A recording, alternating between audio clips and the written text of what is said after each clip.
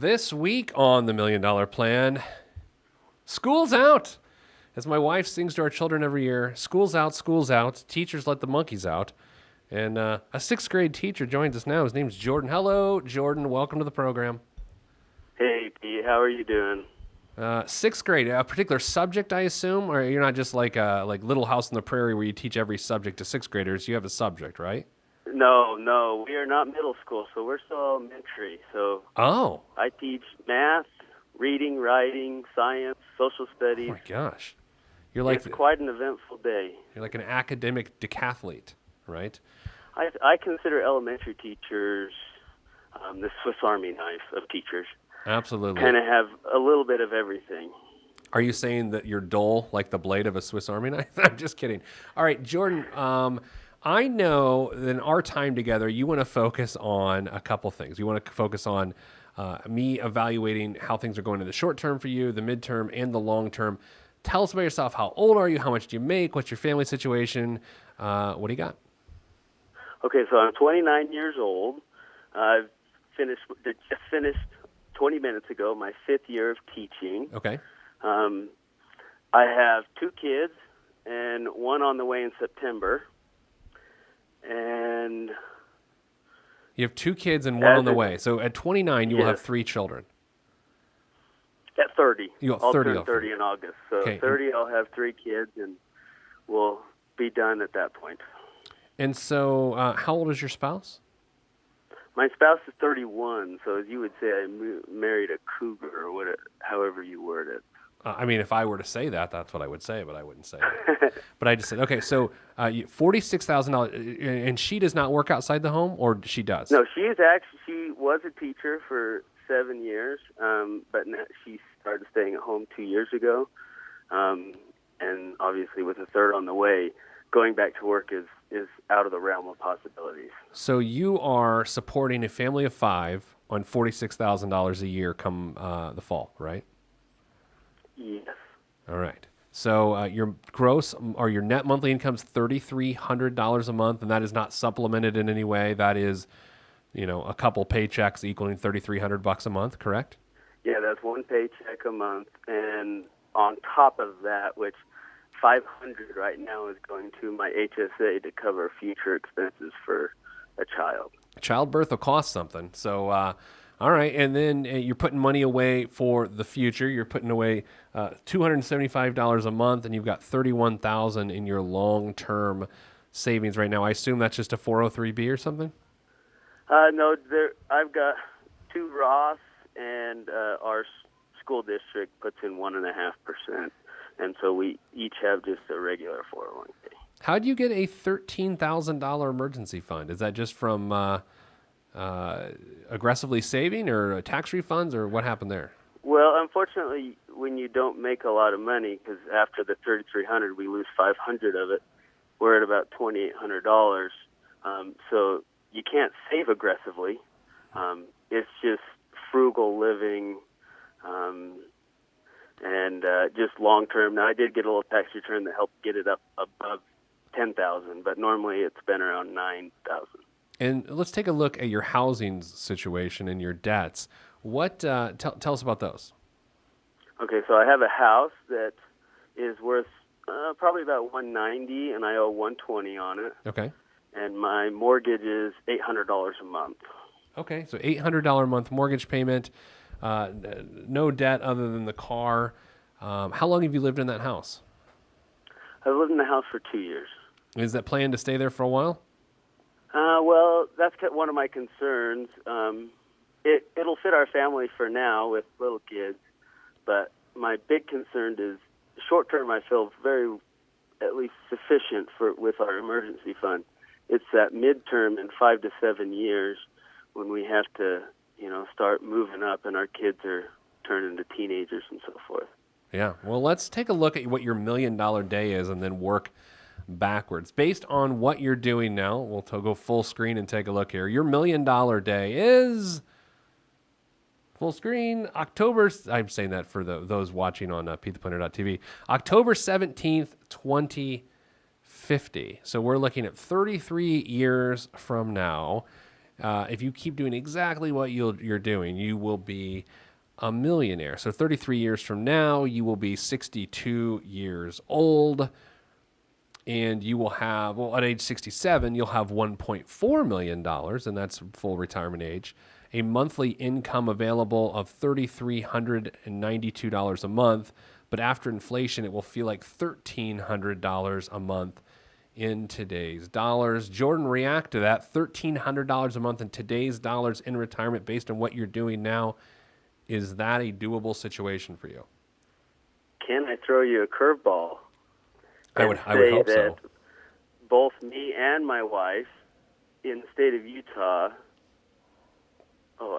we get a very healthy pension of 2% a year, and we don't put any money into it, as I've heard other callers say. Yeah. So with 30 years of teaching with both of us, we'll get 60% of our salary for the rest of our life. So based on that, yes, I think $1,300 would be enough to live on. Okay, so let's talk about this for a second. Number one, that is assuming she goes back in the workforce? Oh, yeah.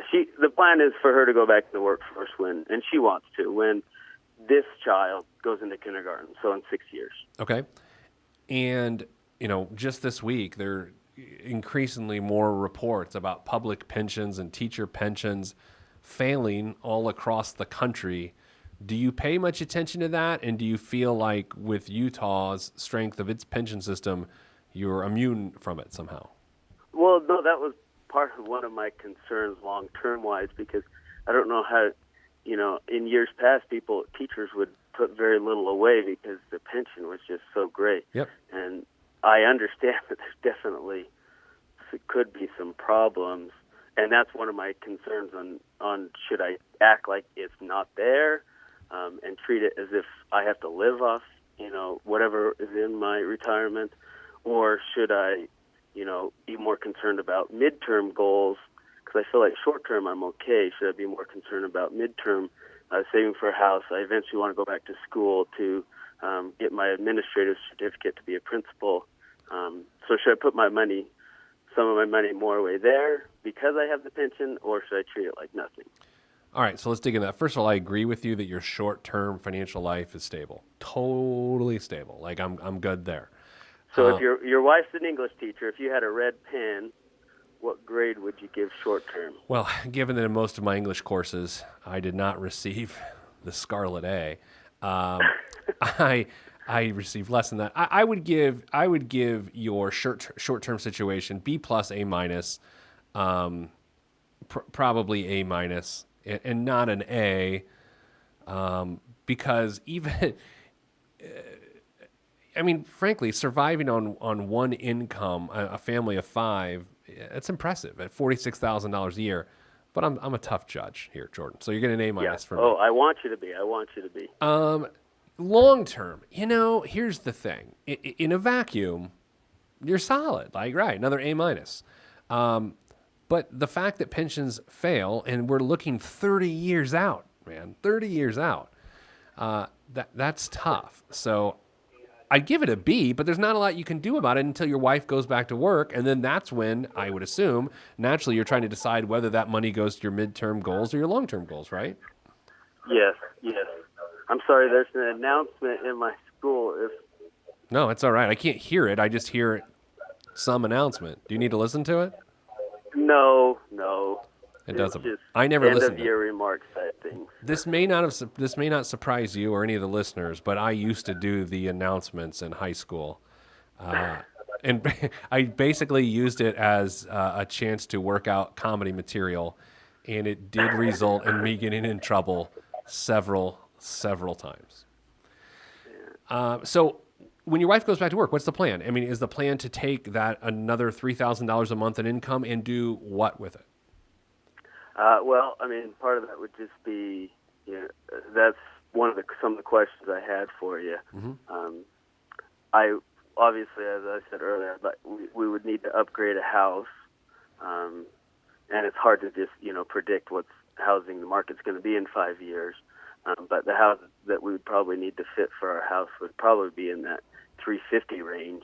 And what do you know? So 350. So we might have enough equity for 20% down by that point. So I might be okay there. So some of it would go towards the house, and then I would like to, at that point, to start maxing out. I mean, unfortunately, I just don't have the means to max out any Roth or any other vehicle, just because I'm limited on the money that I get. But it sounded like you wanted to move prior to 6 years, or potentially you may need to move prior to 6 years. Maybe. I mean, we just, you never, and we get healthy raises of 4 to 5% a year. Oh, so wow. I think next year it's about a almost a $300 a month raise. So, there'll be little improvements along the way, but, not enough that you could fully max out any type of Roth or a 401k. So here's where I think your situation gets hairy in about 2 to 3 years. I think it has the potential to solve itself in 6 years. And then I'm not worried about you again unless the pension fails, right? So you have a really weird situation. Before we went on air here, we were talking a little bit beforehand, and you said you're worried about that midterm, and I have to agree. I have to think there's a great deal of risk in trying to have a much larger housing expense on your current income with making the bet that your wife will be back in the workforce in 3 years to swoop in and save the day. I mean, that's the way it's lining up. Am I painting the picture incorrectly?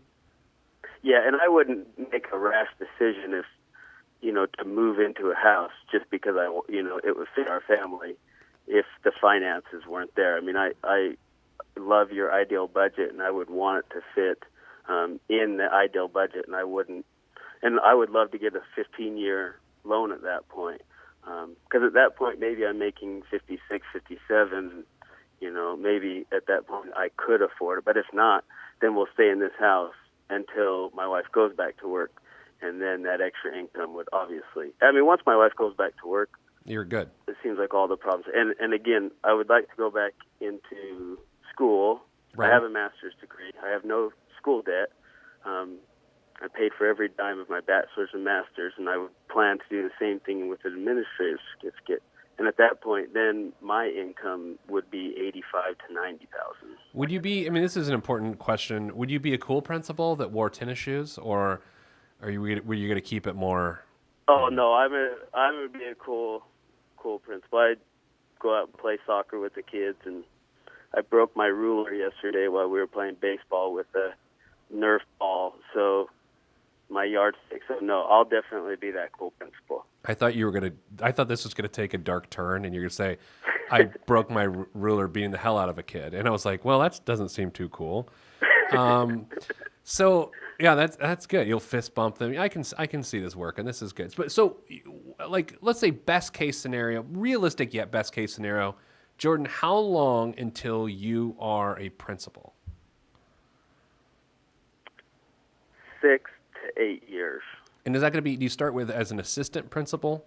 And if you at our elementary level, we have no assistants. So if you are an intern, which is quite a bit of a raise, so it's kind of their version of an assistant. And then when you become an elementary principal, it starts at 85 right now. And so in 7 years from now, it could be at 90, 95. When you do your first announcements as an elementary school principal, are you going to go with the classic, "I'm your principal"? Like, are you going to do that sort of thing, where you're their pal? I'm not an announcement guy. I don't see the advantage of it. What? I feel it's just a waste of time. I don't even know if I would do announcements. Oh, this has taken a dark turn. The ability and the opportunity to speak on a microphone and have your voice projected is one of the greatest inventions of all time. And every time I have the opportunity to do it, I take advantage of it for no other purpose than to hear my voice amplified. Do you have life insurance? Well, it's not as cool because it repeats itself. So you're like hearing so it's a cheap system. So if you had a good system, it would be cool, but not this one. You have life insurance for you? Yes. How much? $500,000 on me, and my wife could be a little underfunded after listening to you over the last couple of months. She's got $250,000. Do you have a will? No. Oh my gosh, Jordan, come on!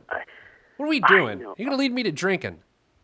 I was so hoping you weren't going to ask that question, Pete. Well, that's I why think I my asked A it. minus dropped to like a D, or for short term. Do I need to because of yell? that. Like, okay, we got two ways to go here, my man. I can yell at you, or we can agree that you're going to get it done next week. Like, it's one or the other. You can't go, well, don't yell at me, but I'm going to do it in a month. Like, it's either next week or I yell at you. What's it going to be?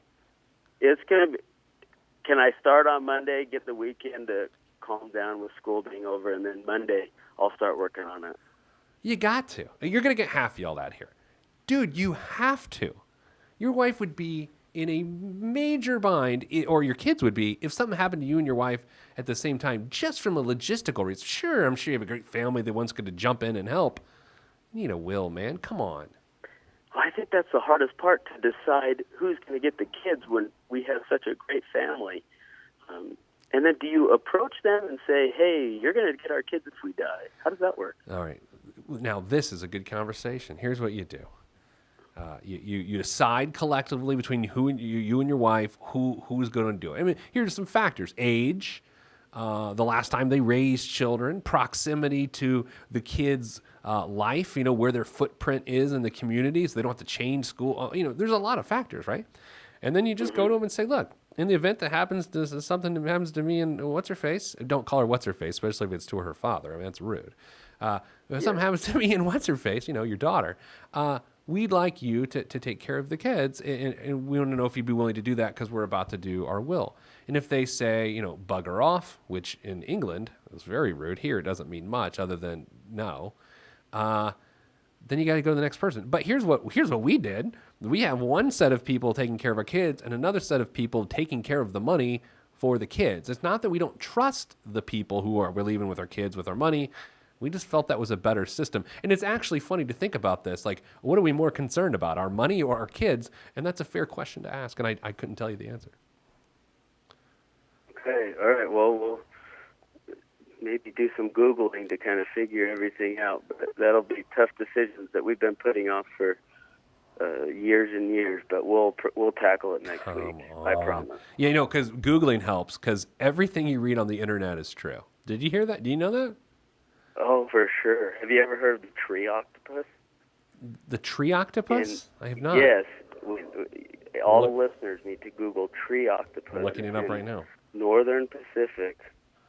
All right. Hey, Nicole, can you pull up tree octopus and put it on the computer and put it on the screen so everyone can see it? Make sure it's not something obscene, that Jordan's not trying to troll us. No, this is one of our lessons that we teach the kids about what you just said, because after they read this, they truly believe there's an octopus that lives in the forest in the Pacific. Save the Pacific Northwest tree octopus. Nicole, you got that for us yet? It's coming. Oh, I see images. All right, it's coming here. Oh my gosh, look at that thing. Can you go full screen? Yeah, all right. Go full screen with that if you can. Or get in there. We'll just bring it up. It's fine. Look at that. Look at that thing.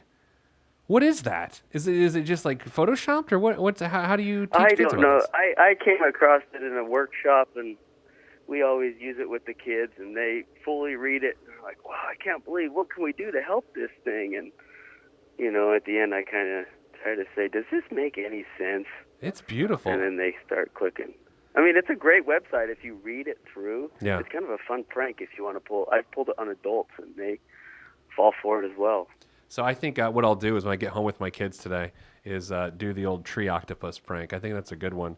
What else? Any other questions you have before we wrap it up? Yeah, I had a question on my car. Okay. The loan's $5,500, and should I seek to pay that off early or just pay it off on time because it's only a $130 payment? Right now I'm putting $200 towards it. Should I continue to put $200, or could I use that $70 for long term? I know it's not like some of your callers who are talking about hundreds and hundreds of dollars, but $70 in a teacher's life, is unfortunately a lot, but that's kind of the profession we chose. Well, especially when you have to buy a new ruler for beating the hell out of kids. I'm a big believer in, once you're used to not having the money, as long as it's doing something good, I don't care what the good is. Paying off debt is good. Saving money is good. Investing money is good. And if we look at what your real problems are, your real problems begin 2 to 3 years from now. And if you can pay off that car early, then you begin to solve one of the real problems that exists in 2 to 3 years. So I think the car is the exact thing I would do. Having more money in savings doesn't help you, but eliminating the payment does. So would you write it? I mean, because theoretically, I could just write a check today and get this thing out. No, absolutely not. Don't do that. It's a bad idea. I mean, okay. I didn't want to, but I would if you told me to do it and you thought it was best. I would. I mean it's a net worth. I mean, nothing happens. You have a debt, you have an asset, you combine them, and your net worth doesn't change. So you need to use your income to pay down that. Okay. What else? So you a BYU fan or like a University of Utah fan? Nope. I hate both teams. Utah State? Well, no. It's none of those teams. I mean, if you're like mediocrity, I am a Duke Blue Devil. Duke Blue Devil? In fact, both my kids are named after Duke players. Oh my gosh. I don't know if the third. My wife gets the choice of the third one, so I don't think the third one will be named after a Duke player. Yeah, this is our son Krzyzewski. That's sort of a weird name. If you named your son Krzyzewski, you might make it a sports center. Oh man, that's funny. I might. So man, I'm into this tree octopus now. Oh, it's good. We're totally tricking my daughter when I get home today. She needs to be. There's another one. I can send you the link. It's something about the effects of eating bread, bad effects, and it has some funny things. And at the end, the kids are like, "Oh, I need to stop eating bread." I think that's real. I can send you the link on that one. Please do. Well, thank you for being on the show. Thanks for teaching those 6th graders in Utah how to play stickball. Man, that lady is yelling on the announcements. Someone needs to have a talk with her. I'm sorry. I thought everybody would leave after school was over. Normally they do, but I guess they want to just stick around. Do the kids bring you a bunch of stuff on the last day of school? Is it your desk filled with things? I'm in a pretty good area. I think I came away with probably $150 worth of gift cards. But jeez, so I think I might have extra money in my budget next month because we have our Eat Out Fund funded. My kids just get their teachers' financial tips. They just like, hey, invest for your future. You can take that to the bank. Hey, I would take it if it was from you. I would take that advice. Well, I appreciate that. Well, give us updates. We're gonna want to know the baby's name and all that good stuff. Thanks for the tree octopus tip. And okay, so A- short term, A- in a vacuum long term. And you didn't do anything wrong in the midterm, but there's definitely some challenges there. I mean, it's hard, right? Because you get an A for effort, but hey, man, it's probably like a B- because you're running up against some stuff, right? Yeah. All right, well, pay off that car. That'll help.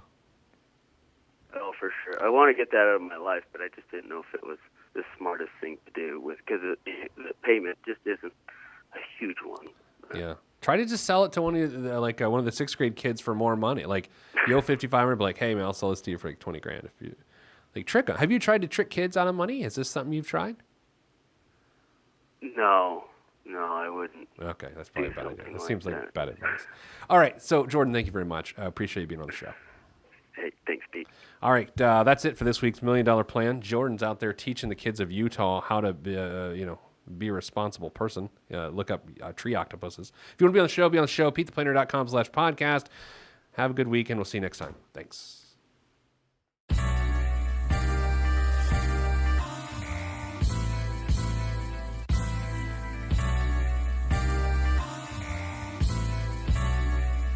This is where I came from. Planet Lovetron, where we drop love bombs, funk missiles, and live in soul shelters. No helter skelter. The heat don't swelter because everybody stays cool. Left many moons ago to bring the philosophies of my ancestors to another place, God. Picked the third rock, gave me to my earth family, and told me to create, and so I am. Pen in my hand, microphone on the stand. Over vinyl, I command and demand. Magnificence in an instance, I can make you dance, cry, or love. Fly as a dove, released from Everest. The fresh is fresh, and you can call me E.T. Word to John Tesh. Let me bless this harmonic presentation. It's amazing, so amazing. I'm the reason. Salutations, I bring you love, trying greetings from a faraway land. I am the sole controller. Put the remote down and let me take control. You're now a part of my zone, so enjoy yourself. Love Tron can restore your health. I bring you greetings, salutations. How you doing? And is that how y'all say it? The tinkling of the keys is an homage to the little star. I sojourn over poetic descriptions of sound and travel to my other world. Out of this world, spaceship on my arm took me home, fueled by the ink and the megabytes and the hypertext transfer protocol, stronger than the Skynet and the Terminator. I push faders into warp speed, glide with ease, creating a breeze they call a black hole. Event horizon, no rear view concerns. This I adjourn, and beats I burn. This I adjourn, and beats I burn. Salutations, I bring you love, trying greetings from a faraway land. I am the sole controller. Put the remote down and let me take control. You're now a part of my zone, so enjoy yourself. Love Tron can restore your health. I bring you greetings, salutations. How you doing? And is that how y'all say it?